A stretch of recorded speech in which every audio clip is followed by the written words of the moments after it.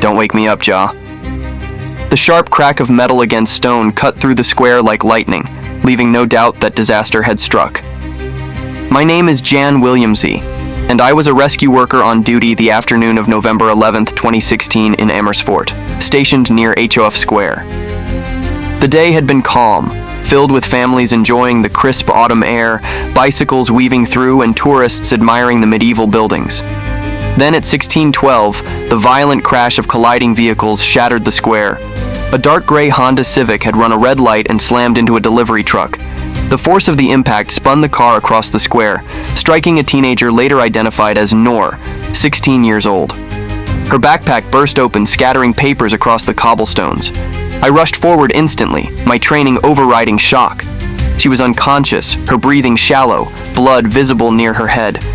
I radioed for backup, my voice sharp, demanding urgency. Around us, the crowd froze. Some screamed, others backed away, but I stayed locked on her fragile pulse. I stabilized her airway, immobilized her neck, and began monitoring her vitals.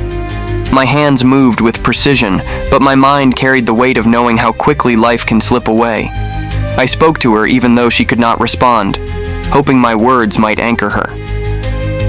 At 16:19, the ambulance arrived. Together with the paramedics, we inserted IV lines, applied oxygen, and prepared her for transport.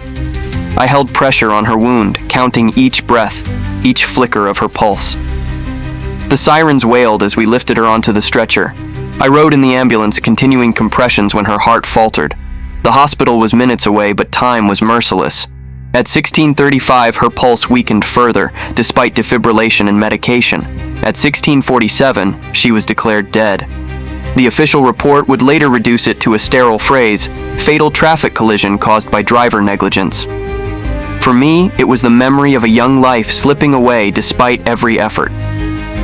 Even now, when I cross HOF Square, I remember the silence after the crash, the scattered papers fluttering like broken wings, and the unbearable truth that sometimes skill and speed are not enough.